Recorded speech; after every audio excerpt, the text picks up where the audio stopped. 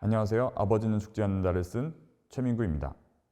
아버지는 죽지 않는다는 죽지 않는 아버지를 둔 아들의 유산 상속기로 주인공의 아이러니한 상황을 바탕으로 한 코미디 장르로 100분 정도의 이야기가 될 것 같습니다.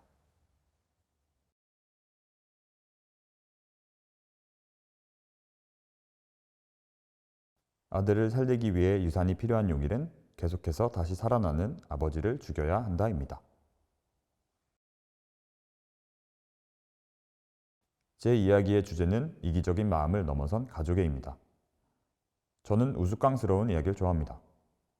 존경과 사랑보다는 돈으로 유지되는 체제에 불과한 가부장제가 요즘 저에겐 가장 우스꽝스럽기 때문에 이런 풍자 시나리오를 쓰게 됐습니다. 또한 현실 풍자에서 그치지 않고 이기적인 마음을 품었던 부자가 서로를 자신보다 더 위하게 되는 이야기를 보여주고 싶었습니다. 주인공 용일은 엄격한 아버지에게 거짓말을 하던 버릇이 현재도 남아있는 사기꾼입니다. 빚도 갚고 중구의 병원비도 마련하기 위해 아버지 천수를 죽이려 합니다. 용일의 아내 민채는 용하다는 점집의 말을 무조건 따르는 미신 신봉자입니다. 중구를 살리기 위해 시아버지 천수가 죽어야 한다는 이야기를 굳게 믿고 있습니다. 용일의 아들 중구는 가난으로 인해 갈수록 집이 줄어들어 폐소공포증을 앓고 있습니다. 또한 폐소공포증과 함께 알 수 없는 열병에 시달립니다. 마지막으로 용일의 아버지 천수는 죽지 않는 몸을 갖고 있는 괄괄한 노인입니다. 사실 천수의 불멸 체질은 최씨 집안의 내력으로 천수는 이 비밀을 숨기고 있습니다. 용일의 카드 연체와 민채의 저주받은 주식 투자 때문에 지금 살고 있는 집에서 쫓겨나듯이 나가게 된 용일 가족. 이번에는 냉장고 놓을 자리도 없는 방 1개짜리 집으로 이사가게 됩니다.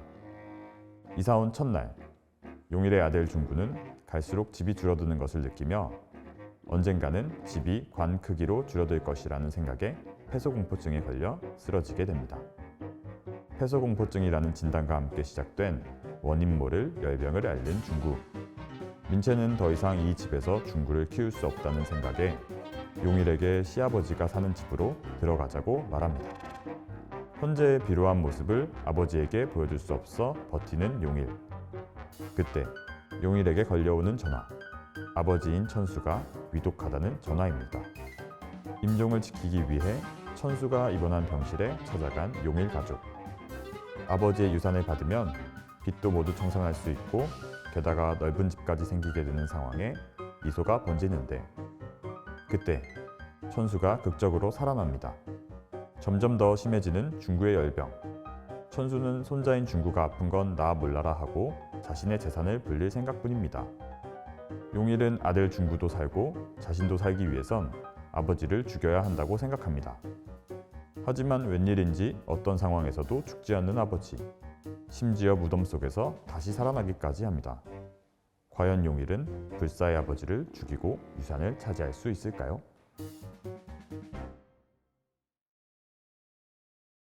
톤 앤 매너 레퍼런스는 김지훈 감독님의 조용한 가족, 신정원 감독님의 시실리 2km, 에드가 라이트 감독님의 새벽의 황당한 저주를 참고했습니다.